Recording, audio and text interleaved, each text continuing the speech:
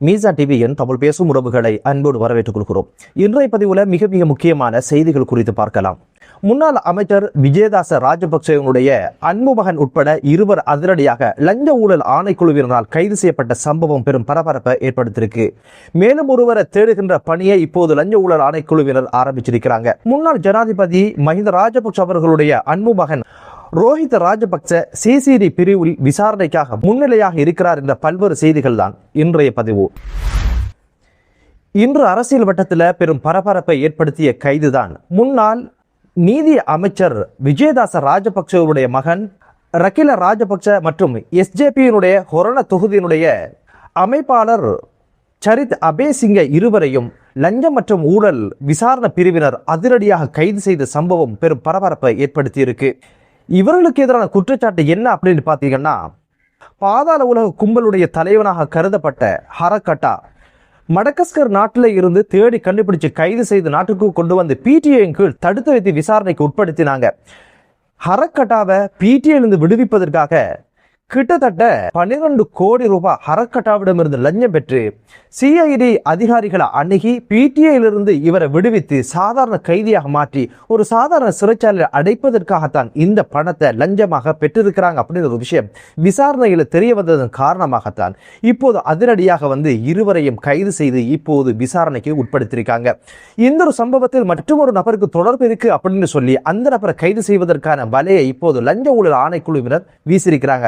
அவர் யாரு அப்படின்னு பாத்தீங்கன்னா, இலங்கையினுடைய விமான சேவைகளுடைய முன்னாள் பணிப்பாளராக இருந்த வருண விதானகே இப்போது கைது செய்வதற்கான ஏற்பாடுகளை செய்து வருவதாக இப்ப லஞ்சம் மற்றும் ஊழல் தடுப்பு பிரிவினர் ஊடகங்களுக்கு தெரிவிச்சிருக்கிறாங்க.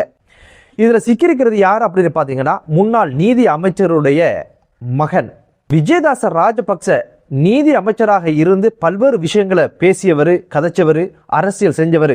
கடந்த சில காலமாக உதய கம்மவிலையோட சேர்ந்து அரசுக்கு எதிரான பல்வேறு கோஷங்களை எழுப்பி இருந்ததையும் பல்வேறு விடயங்களை பேசி இருந்ததும் பார்க்க முடிந்தது. இவருக்கு ஏதோ சிக்கல் இருக்கு, பழைய வழக்குகளோடு சம்பந்தப்பட்டவங்க தான் உதய கம்மவிலையோட சேர்ந்து அரசியல் செய்யறாங்க.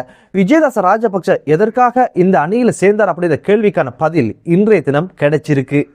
22ஆம் தேதி கூட அரசை விமர்சிச்சு பல்வேறு கருத்துக்களை வெளியிட்டாரு. 3-2 பெரும்பான்மை கிடைச்சிருக்கு. நிறைவேற்ற அதிகாரம் கொண்ட ஜனாதிபதி இருந்திருக்கிறாங்க. பொருளாதாரத்தை கட்டியெழுப்ப முடியாத ஒரு சூழ்நிலை உருவாகி இருக்கு.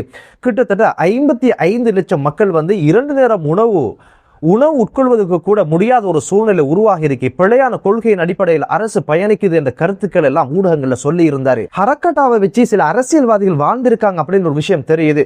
ஹரக்கட்டா கொழும்பு மேல் நீதிமன்றத்துக்கு அழைத்து வரப்பட்ட பொழுது வழக்கு விசாரணை முடிந்ததுக்கு பிற்பாடு அங்கிருந்து செல்லும் பொழுது ஊடகங்களுக்கு ஒரு கருத்து சொல்லி இருந்தாரு. தேசபந்து தென்னக்கோனும் மக்கள் பாதுகாப்பு அமைச்சராக முன்னாள் மக்கள் பாதுகாப்பு அமைச்சராக இருந்த டிரான் அலசும் தன்னிடம் 30 கோடி ரூபாய் பணம் கேட்டாங்க. அதை கொடுக்காதன் காரணமாகத்தான் என்னை கைது செய்து நாட்டுக்கு கொண்டு வந்து பிடிஐயின் கீழ் வைத்து தடுத்து வச்சிருக்கிறாங்க.